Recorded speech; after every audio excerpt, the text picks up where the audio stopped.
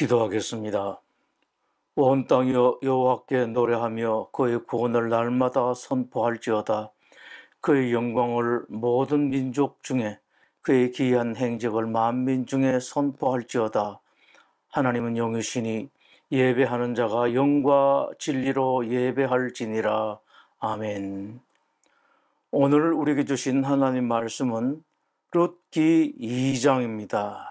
룻기 2장 1절에서 11절입니다. 이제 이 성경 봉독할 때 여러분 모두 이 시간 여러분에게 주시는 하나님의 음성을 들으실 수 있기 바랍니다. 나오미의 남편 엘리멜렉의 친족으로 유력한 자가 있으니 그의 이름은 보아스더라.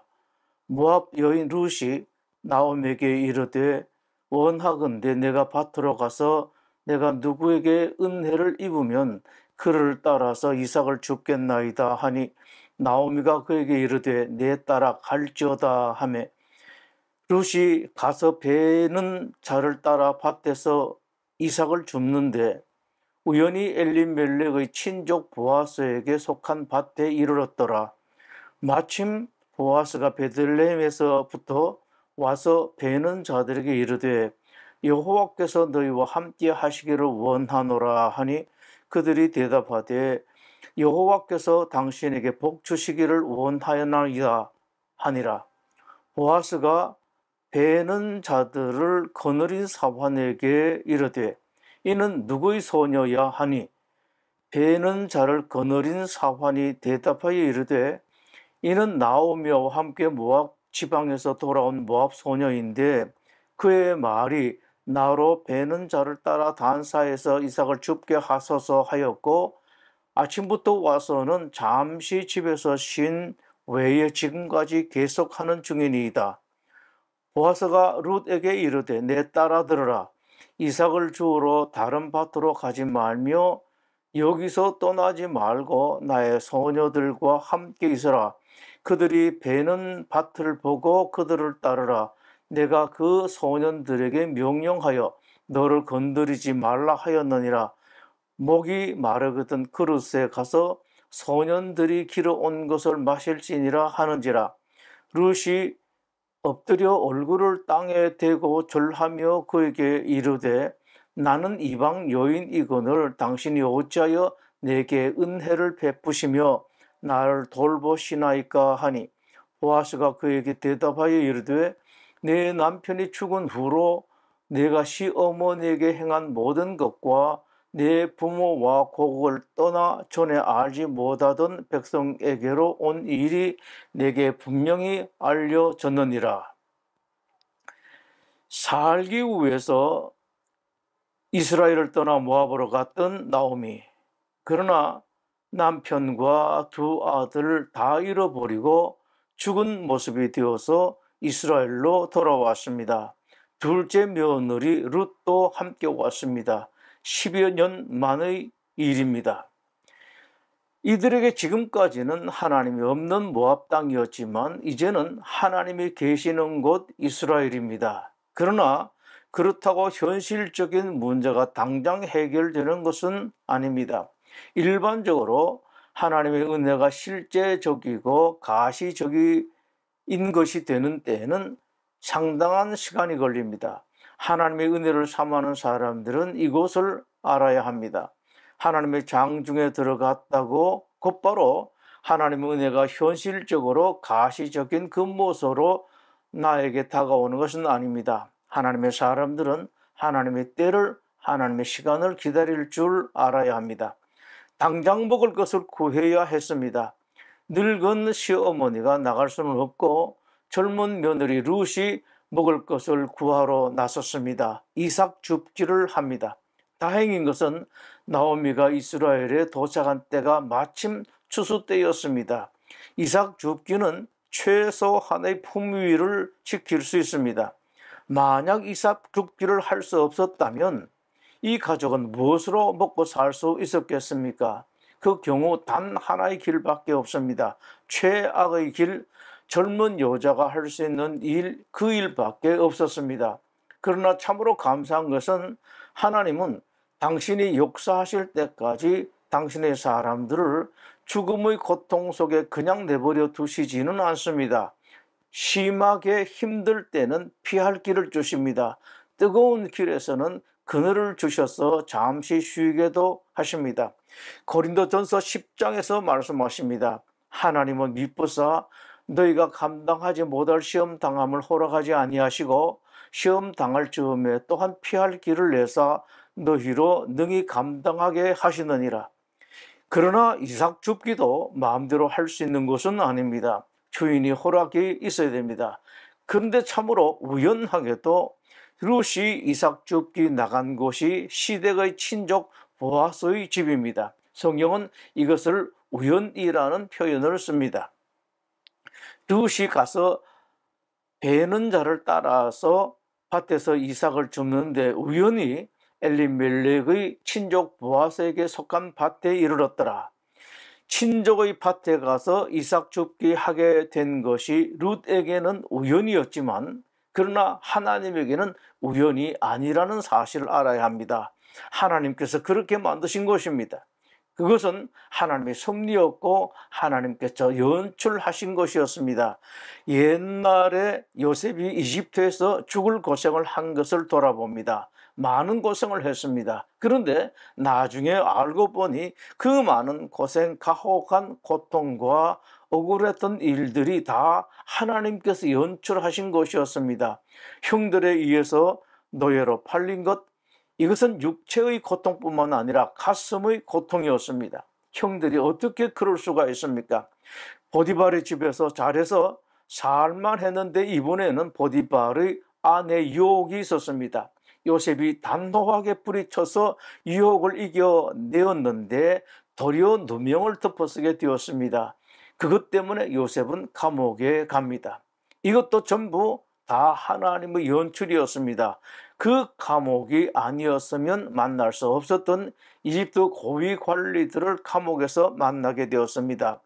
요셉의 은혜를 입은 고위 관리가 자기가 석방되면 요셉의 억울한 일을 다 해결해 주겠다고 약속했습니다. 그러나 그렇게 단단히 약속했던 그 관리는 감옥을 나가서 2년 동안 그 약속을 새까맣게 잊어버리고 맙니다. 그러나 그것까지도 하나님께서 연출하신 것이었습니다. 왜 그러셨습니까?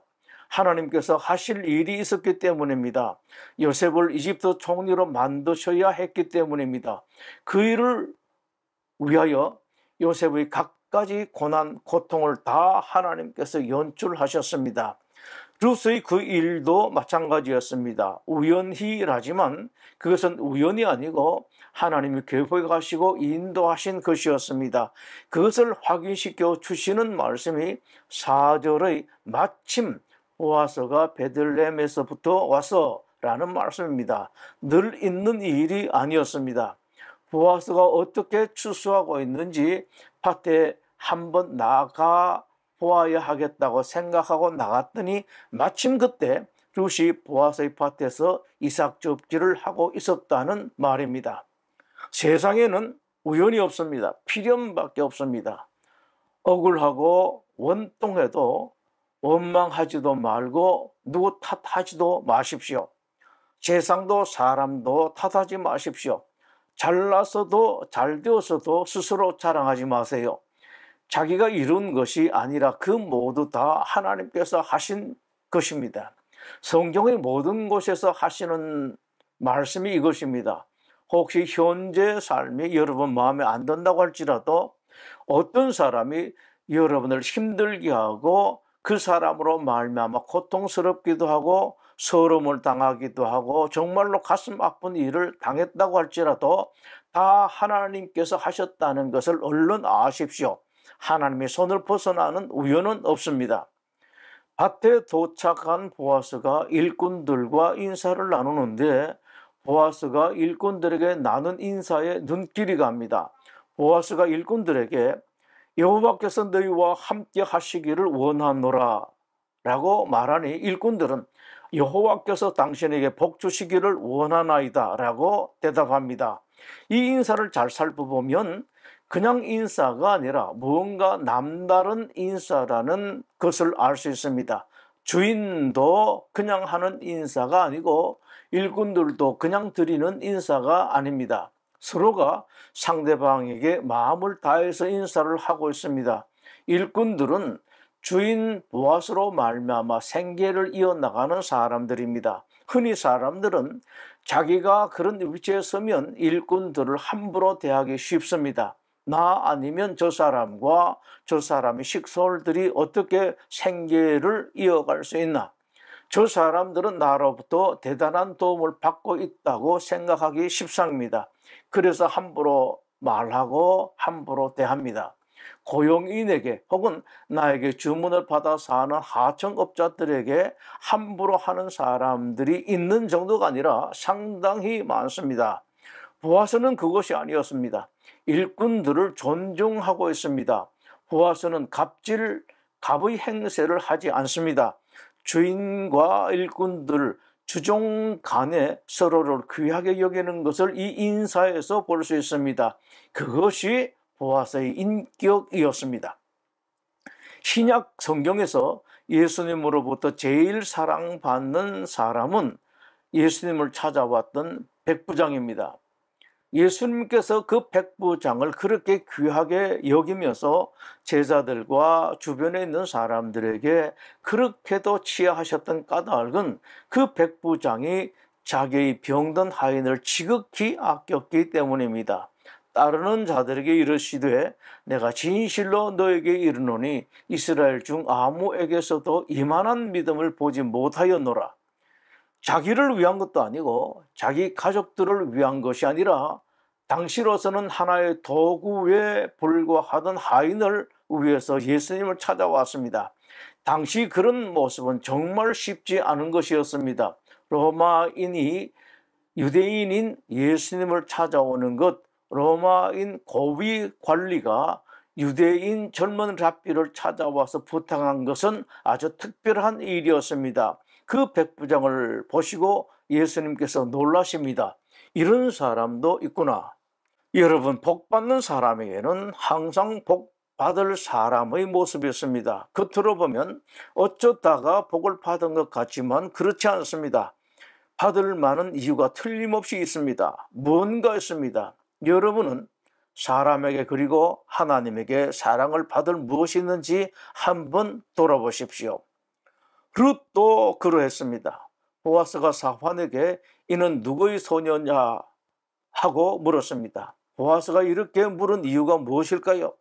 이삭 줍게 하는 사람들이야 늘 있습니다. 그런데 그 이전에 보았던 이삭 줍게 하는 사람들 또 그때 당시 이삭 줍게 하고 있는 다른 여성들에 비해서 룻은 무언가 달랐기 때문입니다. 자태도 다르고 표정도 다르고 행동 거지도 다른 여성들과 같지 않았습니다. 뭔가 표시가 납니다. 부하 직원들을 많이 또 오래 거느려 본 사람들은 부하 직원들이 뒤통수만 보아도 저 사람이 무엇을 생각하는지 안다고 합니다. 보아스의 눈에 룻에게 그것이 보였던 것입니다. 뭔가 다르더라는 것입니다. 하인들도 말합니다. 아침부터 와서는 잠시 집에서 쉰 이후에 지금까지 계속하는 중인이다. 룻의 속에 있는 품위가 밖으로 드러난 것입니다. 나중에 보아스가 룻에게 말합니다. 내 남편이 죽은 후로 내가 시어머니에게 행한 모든 것과 내 부모와 고국을 떠나 전에 알지 못하던 백성에게로 온 일이 내게 분명히 알려졌느니라. 이것으로 보아 보아스는 이미 룻에 대한 소문을 들었습니다. 소문으로만 듣던 룻을 직접 보니 과연 소문이 지나친 것이 아니라는 말입니다. 드러내지 않으려고 해도 숨기려고 해도 그대로 다 드러납니다. 보아스가 룻을 불러서 말하는데 그 모습은 마치 아버지가 딸에게 이야기하듯 다정합니다. 내 딸아 들으라. 이삭을 주우러 다른 밭으로 가지 말며 여기서 떠나지 말고 나의 소녀들과 함께 있으라. 그들이 베는 밭을 보고 그들을 따르라. 내가 그 소년들에게 명령하여 너를 건드지 말라 하였느니라. 목이 마르거든 그릇에 가서 소년들이 길어온 것을 마실지니라. 못된 사람들도 있고 멀리 가면 힘들고 안 좋은 일이 있을 수도 있었기 때문입니다. 보아스가 룻에게 감동한 것을 느낄 수 있습니다. 아주 특별한 사랑을 보아스가 룻에게 베풉니다. 룻 같은 사람을 보면 그럴 수밖에 없습니다. 사랑을 베풀고 싶은 사람이 있습니다. 무언가 감동되는 사람이 있고 특별하게 무언가 해주고 싶은 사람이 있습니다. 다시 룻에 대해서 생각해 봅니다. 룻은 고향 땅 모압 자기 집으로 돌아갈 수도 있었습니다. 젊은이를 만나 결혼할 수 있었습니다만 그러나 늙은 시어머니를 홀로 보낼 수 없었습니다. 가진 것 하나 없고 의지할 것도 없는데 나라도 시어머니 곁에 있어야겠다고 생각하고 시어머니를 따랐습니다. 무엇보다 모압의 신과 이스라엘 신 가운데 일생의 결단을 해야 했습니다. 모압의 신을 완전히 버리는 선택을 할 것인가, 시댁의 신인 이스라엘의 신을 완전히 선택할 것인지 결단해야 했습니다. 상당한 각오를 해야 했습니다. 모압 신의 무서운 보복까지도 생각되었지만 룻은 모든 대가를 각오하고 여호와 하나님을 선택했습니다. 이 선택은 죽을 각오가 없이는, 희생과 헌신의 마음이 없이는 되지 않습니다. 자기 포기가 없으면 죽음을 각오한 결단 없이는 이 선택을 할 수 없습니다. 룻은 하나님 그리고 시어머니를 선택했습니다. 그 선택은 예수님 가르치신 최고의 계명인 하나님 사랑과 이웃 사랑이었습니다. 예수께서 이르시되 내 마음을 다하고 목숨을 다하고 뜻을 다하여 주 너의 하나님을 사랑하라 하셨으니 이것이 크고 첫째 되는 계명이요 둘째도 그와 같으니 내 이웃을 내 자신같이 사랑하라 하셨으니 이 두 계명이 온 율법과 선지자의 강령이니라. 저녁에 집으로 돌아가서 룻이 시어머니에게 그날 일을 말하면서 그 은혜를 베푼 사람이 보아스라는 이름을 가진 분이라고 말했습니다. 이 말을 들은 시어머니 나오미가 보아스를 축복하고 치하합니다. 그때 나오미의 그 말을 보면 보아스가 어떤 사람인가를 확인할 수 있습니다. 그가 여호와로부터 복받기를 원하노라. 그가 살아있는 자와 죽은 자에게 은혜 베풀기를 그치지 아니하도다. 여기서 우리는 또 다른 궁금증을 가집니다. 이런 보아스에게 하나님께서는 어떤 상을 내리실까? 하나님은 은혜 받을 자에게 반드시 은혜를 베푸십니다. 따라서 우리는 항상 기도는 해야 합니다만 은혜를 달라고 복을 주십사고 하나님께 매달리고 애걸할 필요는 없습니다. 우리는 하나님께 남이 아니라 자식입니다. 자녀가 왜 아버지께 애걸합니까? 애걸복걸할 필요가 없이 은혜 받을 만한 사람으로 살기만 하면 하나님께서 당연히 은혜를 주십니다. 하나님께 간구의 기도를 하는 것은 좋지만 그것보다 더 좋은 기도가 있습니다. 이런 기도입니다. 하나님 저로 하여금 하나님의 눈에 예쁘게 살아가는 사람이 되게 해주십시오. 하나님을 행복하시게 하는 제가 되게 해주십시오. 하나님은 당신의 자녀들에게 복을 주고 싶어서 안달하시는 분이시고 복을 주시지 못해서 병이 나신 분입니다. 하나님께서 그런 사람에게 복을 아끼시겠습니까? 절대로 아끼시지 않습니다. 이때 나오미에게 퍼뜩 드는 생각이 있었습니다. 혹시 저 보아스가 우리 집의 기업을 물을까? 기업 물을 자는 히브리 말로 고엘 혹은 가알이라는 말로 특별한 친족을 의미합니다. 그 특별한 친족이란 가문의 손실을 예방하고 회복시켜주는 역할을 하는 사람입니다. 이것을 율법에서 규정하고 있습니다. 빚 때문에 가문의 사람이 종으로 팔려가게 되었을 때 대신 빚을 갚아주어 종이 되지 않도록 하는 역할을 하거나 먹고 살기 위해서 토지를 팔았을 때 그 토지를 대신 사주어서 돌려주는 역할을 합니다. 특별한 친족의 의무 중에는 아주 특별한 의무도 하나가 더해져 있습니다. 가문의 사람이 후손 없이 죽었을 때 그 미망인과 결혼을 해야 하는 것입니다. 대를 이어주기 위한 결혼인데 이것을 계대결혼이라고 합니다.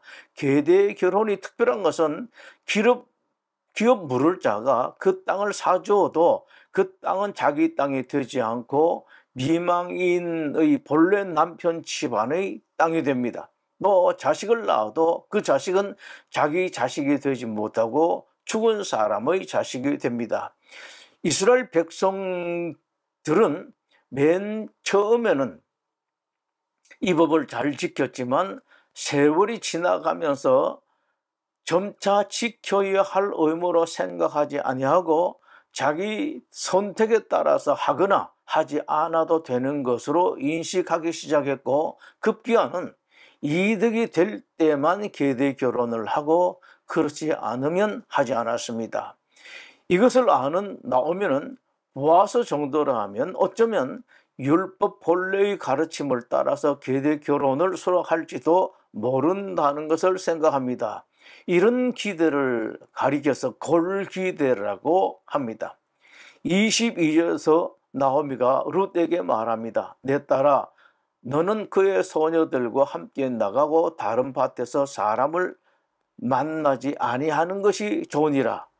뭔가를 생각하고 기대를 하는 것 같습니다. 조금은 지나친 기대일지도 모르겠습니다. 그러나 하나님의 사람들은 때로는 약간 지나치고 다소 과한 걸기대도 하나님께 할 수도 있다는 것을 알아야 합니다. 왜냐하면 하나님께서는 그럴 만한 사람들에게는 이런 걸기대에 응답해 주기도 하시기 때문입니다. 다시 말씀드립니다. 우리 하나님은 가끔씩은 약간은 과한 걸기대도 들어주십니다. 다만 그냥 어쩌다가 소위 운이 좋은 사람들에게 들어주시는 것이 아니라 그럴 만한 사람들의 걸기대를 들어주십니다. 기도하겠습니다.